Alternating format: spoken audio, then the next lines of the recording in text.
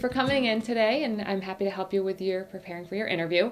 Why don't we start by having you tell me a little bit about yourself? So I'm a senior communications major here at Curry. Anticipated graduation is May of 2015. I have very strong points in working with people. I am very involved here at Curry, so I'm a part of the student activities office. I'm a student worker there. I was an orientation leader as well. I have a background in theater. I've spent almost half of my life doing theater. I have vocal talents. I've taken voice lessons for 9 years. I don't know what else to say. I don't know what else to talk about. I'm from Franklin, Mass. Overall, really good. I think you did a really nice job of showing both parts of your background, but also some interests. It really helps to paint a picture of who you are as a person. I think what you need to be careful of, and what is a common mistake, is to not just reiterate everything that they're looking at on your resume. So once you start to get into that I'm at this type of major, and that I did this job, and then before that I did that job, all you're doing is reading your resume to them, and they've already read your resume. That's why they brought you in as a candidate. So you kind of have to think about what your pitch is and what your story is, and what is it that I want them to know within the first few minutes of meeting me.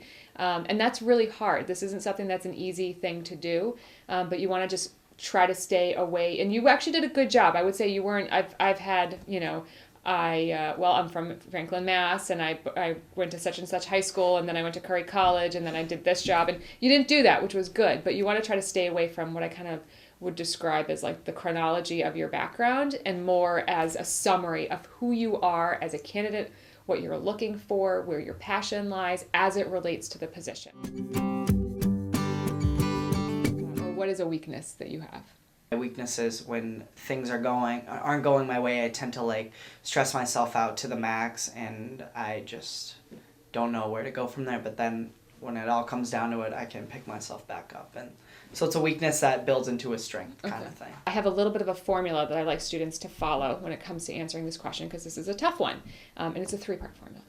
1, pick something that's honest and authentic. So you did that. I didn't get the, I work too hard, right? That's not very authentic. So you picked an authentic weakness. Step 2 is to not pick a weakness that's going to throw yourself under the bus. So you don't want to say, for instance, you're going into PR, I really don't like working with people. That's a weakness that's going to be a deal breaker for that kind of industry. 3, you then take it and you talk about how you mitigate that weakness. So that's where the 3rd step I'd want you to take. So I think you hit 1 and 2, but 3 would be to then say, so typically what I do when I feel myself getting really overwhelmed is I stop, I take a breather, or I begin to write lists, or I figure out a way to organize my day, so that if you were to ask my coworkers at Outback, they probably have no idea that I'm like this, but internally this is something that I go through, and so these are the things that I do to make sure that it doesn't affect my work. Can you give me an example of an accomplishment you've had and what that tells us about you? So I think one of my greatest accomplishments is the general focus of me going to college, because initially graduating high school, I wasn't planning on going to college. I was a C student in high school, wasn't involved in anything, basically just went to school and left and didn't really do much. And then coming to college, I had that mindset of, I'm just gonna do whatever. And then I got involved on campus. I ended up getting Dean's List both semesters of my freshman year, and then both semesters sophomore year, and then it continued up until my senior year. I've made Dean's List almost every semester. A couple semesters I haven't, but close enough. I'm extremely involved on campus. I was an orientation leader. I have been involved in Curry Theater, and I'm participating in all of these specific things that go on at Curry, which initially I had no idea or anticipation of me doing anything that I've done at Curry so far. So I think that right there is a great aspect of my life that I initially had never expected to happen. So. Great. I think, again, very good sort of common way to answer an interview question. I think taking it up a notch is to complete the question, which I kind of fed you, which was, and what does that tell us about you as a worker?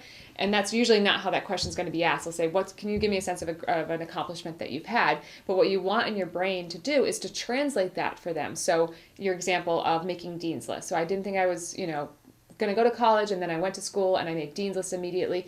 And what that can tell you about me is that once I get myself going, I'm really committed, that I've got great time management skills. It took me a little while to really put a commitment to education, but once I did, I was committed, and that's where I am now. And to start to think about what is it that made you get that accomplishment. So what skills, because those are transferable skills, those skills that you might, that helped you to get Dean's List are the same type of skills that an employer wants. That time management, the attention to detail, the getting things done on time. Those are the things that help you to get Dean's List. They're also the things that help you be a productive employee. So anytime you have an opportunity to talk about an accomplishment, you want to tie it immediately back to what attributes about you helped you get that accomplishment, because that's going to paint a picture for them of what kind of worker you're going to be. What do you think sets you apart from other candidates? This sort of ties into like my strengths. I'm incredibly well at communicating with people and just being with people in general. I tend to have people gravitate towards me when I go places. I'm respectful. I am able to put forth any effort to help others, including myself, but others as well. And I'm just very creative as well, and I'm always able to bring like a creative aspect into a situation. So again, I would encourage you to think about what sets you apart, what makes you truly different, and oftentimes look at your combination of experiences, because most people won't have the exact same background as you. So if you piece together the different areas that make you different, so it might be the combination of event planning plus the theater, or something that is a real interesting cross section that then brings a certain caliber to the workplace, and kind of figure out what that is. And I think the other part of it is anytime you have an opportunity to talk about a story or an example, that could have been another opportunity to provide an example to support what you're saying when you answer that question. Do you have any questions for us? I don't have any questions. Thank you. We always want to have questions prepared prior to coming into an interview, and oftentimes what happens is just through the back and forth of the interview, those questions get naturally answered. That said, you do want to have some additional questions, or have questions that are most likely not going to get answered unless you ask them. And so the best way to do that is through company research. Research that organization, research how they've been covered in the news.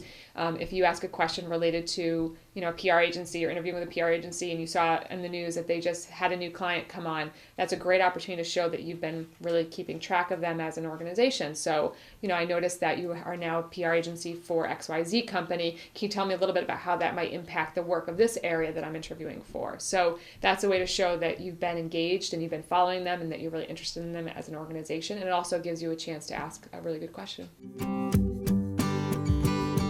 I would say overall, very good. I think your interviewing level is at above average of a typical college student. I think this feedback is intended to take you to the next level and to be more on the seasoned professional level of interviewing.